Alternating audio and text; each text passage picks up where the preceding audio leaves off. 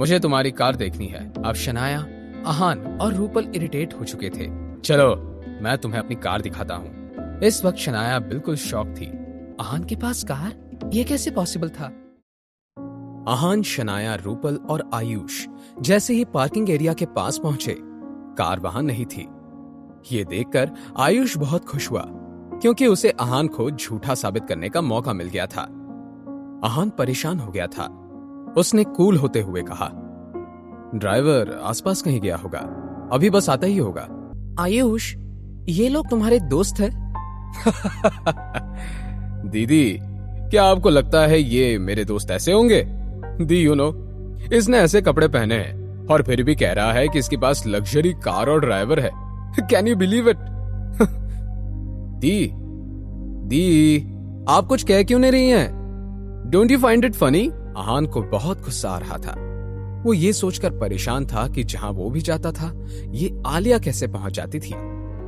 Mister Aahan, I am really sorry, मेरा पेट सही नहीं लग रहा था, इसलिए। इट्स ओके, आहान ने बहुत कामली कहा।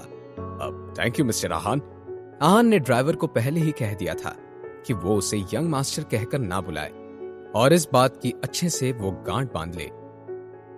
ब्रदर, क्या ये कार तुम्हारी है? नहीं, रेंट की है। भाई, आप मजाक क्यों कर रहे हैं? ऐसा कौन होगा जिसे गाड़ी रेंट पर देनी पड़े? पैसों की कमी तो मुझे ही है, तुम तो देख ही सकते हो ना, मेरे कपड़े ऐसे हैं। नहीं भाई, मैं तो बस आपके साथ मजाक कर रहा था, इसे अपने दिल पे मत लगाइए भाई। आहान को उससे बात करने में कोई दिलचस्पी नहीं थी। वो शनाया और रूपल की तरफ मुड़ा और बोला, चले। दोनों ने हामी में अपनी गर्दन हिला दी। फिर तीनों गाड़ी में बैठे और गाड़ी स्पीड से वहां से निकल गई। उनके जाते ही आलिया ने आयुष की तरफ गुस्से से देखा और अपने दांत पीसते हुए कहा, स्टूपिड आयुष, तुम्हें पता है कि 2 दिन में उस आदमी ने मनाली में क्या क्या कर दिया है?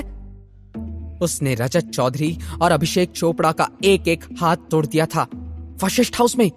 Do you understand what that means? दोनों फैमिलीज उसके सामने कुछ भी नहीं है।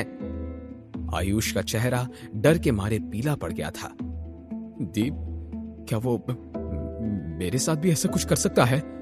वो मुझे मारेगा तो नहीं ना? आई डोंट थिंक सो वैसा कुछ करेगा। वो तुम्हें माफ कर देगा। इतनी छोटी बातों पे वो ज्यादा ध्यान नहीं देता है। उधर शनाया के मन में बहुत सारे सवाल थे। वो लगातार आहान को देख रही थी। आखिरकार उसने पूछ ही लिया, आहान, ये कार किसकी है? ये मत कहना कि ये तुम्हारी क्लासमेट की कार है। मैं तुम्हारे क्लासमेट्स को जानती हूं। Tell me the truth.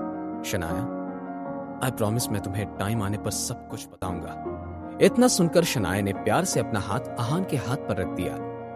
ये सब देखकर रूपल बहुत खुश थी। उसके बाद वो तीनों एक रेस्टोरेंट में पहुंचे। लंच करने के बाद शनाया ने कहा, चलो शॉपिंग करने चलते हैं। तुम लोग चले जाओ, मैं तुम्हारे बीच में कबाब में हड्डी नहीं बनना चाहती। मुझे तो मेरी ब्यूटी स्लीप चाहिए। फिर शनाया और आहान वहां से चले गए। दोनों फिर एक शॉपिंग सेंटर पहुंचे जहां हर तरह के ब्रांड्स अवेलेबल थे। वो जैसे ही वहां पहुंचे, वो एक औरत से टकराए। वो बहुत हाई फाई थी। टकराते ही उस औरत ने उन्हें गाली दी और चिढ़ते हुए वहां से चली गई।